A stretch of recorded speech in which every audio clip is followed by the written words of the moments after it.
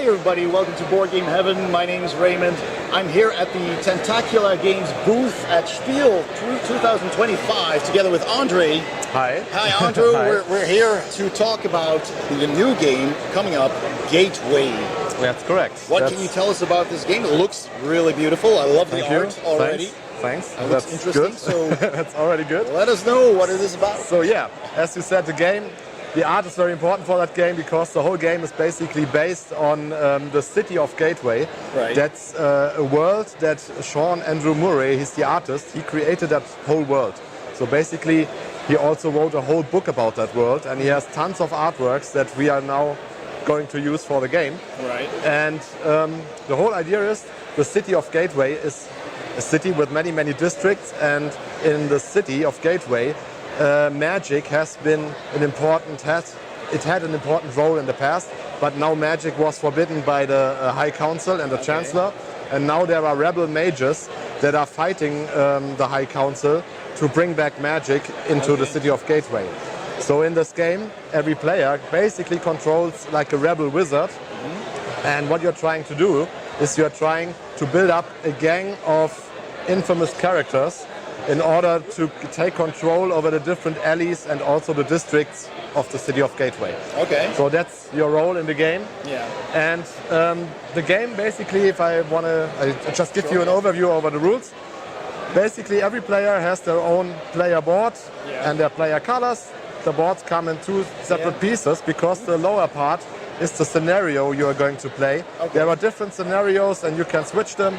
For this we set up a Fizzards and Fish scenario, and then you have your deck of cards. So in the beginning every player has the same deck of cards. There are 10 cards in it. You have 3 different card colors. The golden or yellow ones are the merchants.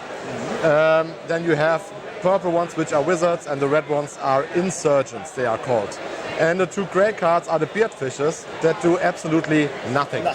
So every player starts out with the same cards. Okay. And what you are going to do is you are trying to be the most infamous wizard by the end of the game. So basically what it means is you collect infamy, which acts as victory points throughout the game. There are different ways of collecting them, and I will get to that. But first take a look at how you play the game. So what you are doing is, out of your 10 cards, you always draw 5 cards, so you have 5 hand cards, and then you are going to trigger actions with them. The way this works is that you have to play a card first that determines the type of action you want to use.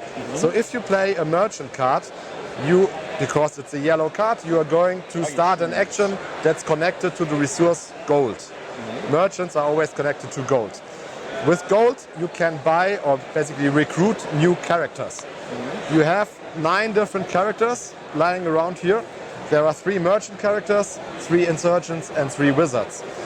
That changes with each scenario because the amount of different types might be different, and also the cards might be different. Okay. So in the base game there are basically 3 scenarios, and there are more different cards you can choose from.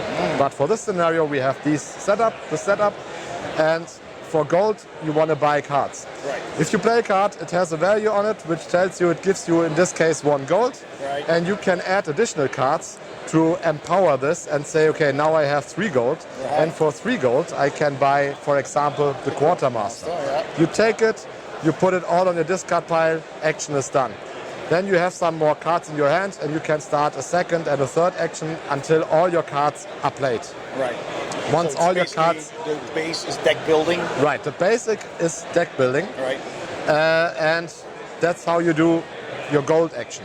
Right. Another gold action is you can bribe city guards. During the game, these informants, they are the starting setup, they will vanish, and then there will be city guards appearing, and they can be bribed. So in this case, the patrol can be bribed for 2 gold, and if you bribe someone, you take your agent, you start with 1 active agent, and you have 11 inactive agents that you can activate throughout the game, and you put it on an agent, on a city guard, to show that you bribed him. If you bribe him, you pick a bribe token, they have some bonuses, and they give you something throughout the game. So these are basically your 2 gold actions. Or let's stay with this card.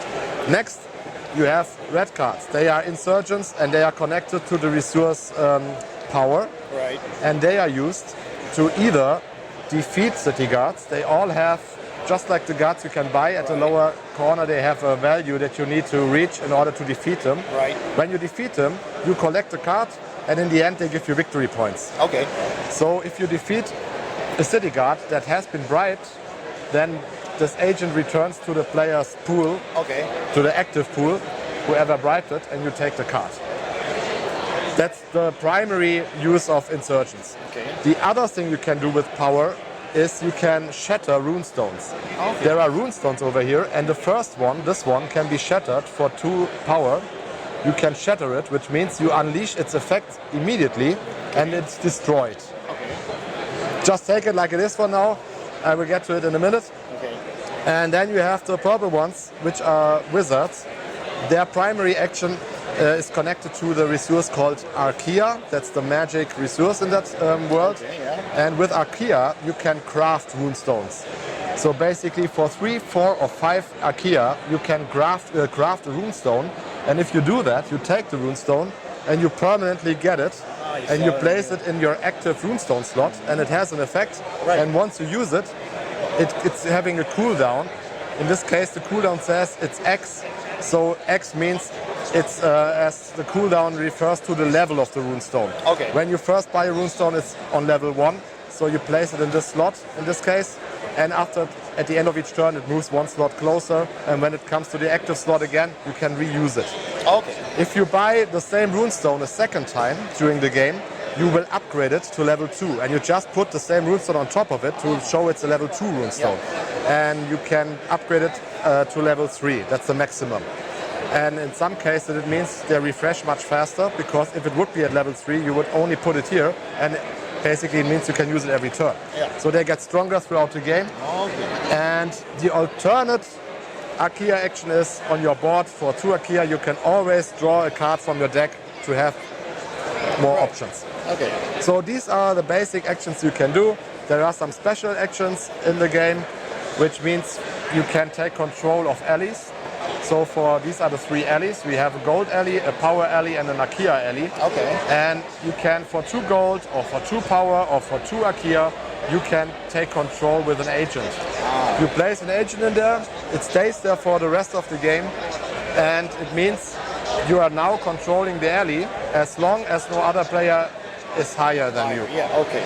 Controlling the alley gives you a permanent effect that you can always use for as long as you have control over it. During the game, of course, other players will take control, and you have, of course, to follow this order. Right. And these are basically, it's a third action for each of the resources that you can do.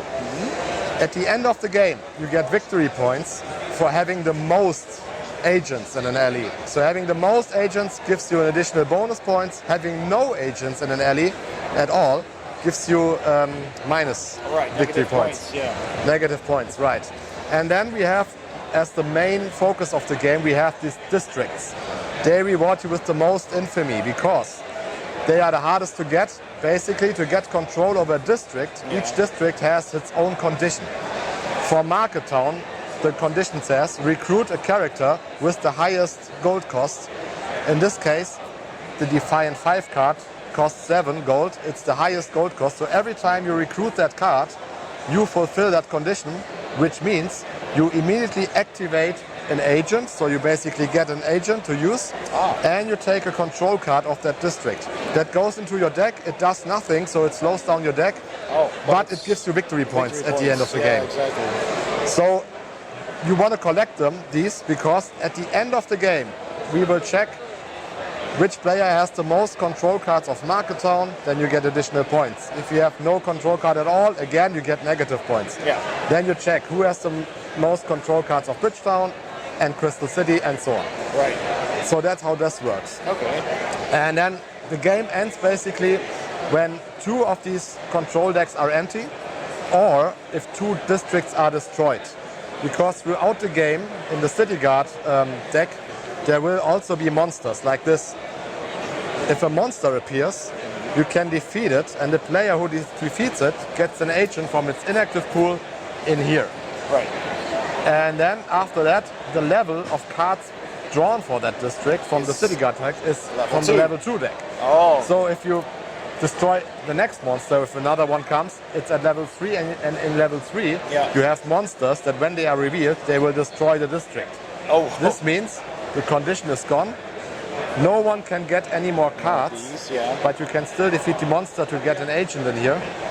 And in the end of the game, you will also check who has the most agents in that district, and the player with the most gets +1 control for that district. Okay. It's like a control card in the end. All right. And that's basically all, except one thing, one more thing, sorry, but you have a feed board. So basically there are 3 separate actions you can take. They are also activated by placing one of your agents. They are a bit stronger. You can use them once in the game, and they are gone. Your agents that you spent are also gone for the rest of the game. Okay. And what you can always do, if you have cards in your hand that you have no use for, you can always use a trade action. So you can always discard a yellow card, a merchant, and no matter what the value says, you can always trade it to get a gold resource, which are like tokens that you collect, and you can spend them at any time to increase your values for gold, power, and archaea. And of course, as you can see, some of the cards, they come with several values. So some cards give you not only gold, but also power, which means you could add them.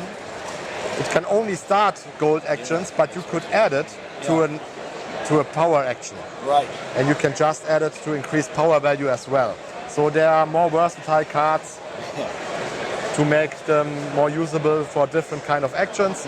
And also what's maybe kind of new or kind of special is that your starting cards, normally you want to get rid of them because they are the weakest. But in this case, you can upgrade your starting cards. If you fulfill conditions throughout the game, they get stronger throughout the game. So they are not as useless as in other games maybe. They are getting better throughout the game, and you can make still use of them. There are also exile mechanisms where you can exile cards, but they are not included in this scenario. They are in the other scenarios. All right. So yeah, that's basically all. Really cool, and I see the board is like modular, so you can have different kind of setups. The idea is every scenario comes with maybe different districts. Right. You can also have a random encounter where you get to choose randomly whatever you like. The only limitation is you always have to have one merchant alley or gold alley, one power, and one of the archaea, but these are totally versatile. Right. And when you just draw them, there in the base game we have 6 different districts and 6 different alleys. You just, in a random encounter for example, you just put it together however you like, and then you can see the gold alley is always connected to one golden or merchant character. And these are connected to other character types as well. And then basically what you do is these characters determine the amount of merchants, insurgents and wizards that are available. So it might be that in some games you have 4 merchants but only 2 different insurgents. Right. And also the cards you can choose freely, or you can just play the scenarios and take whatever we have defined. So yeah, that's basically a totally random setup is possible, which allows for many different games, because the main strategies of the game are basically built around the conditions that you want to fulfill for the districts. Okay. So that will change a lot throughout the game. Yeah. Wow, that sounds pretty cool. Yeah. A lot to take in, but it's a lot to take in such a quick time. But when you actually get to play it, it becomes very simple once you played it around, and then you I think you can understand it quite easily. But the combinations will make sure you have many complex decisions to do. All right, well, André, thank you so much for your time and for explaining the game to us. Yeah, you're welcome. Thank you for... I have a great time here at Spiel Essen, of course. And when will people be able to get it? It's on GameFound? We have our preview page on GameFound up, and you can follow right now. And if you follow right now, you get the start. I mean, that's just a prototype that reprinted, but the final one will look better. But you get a free starting player miniature with it if you follow right now. And you can just subscribe. It would be great.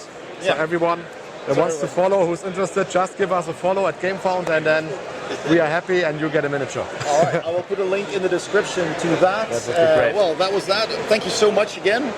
If you enjoyed this video, please give it a thumbs up. Don't forget to subscribe, and I'll see you next time on Board Game Heaven. Bye.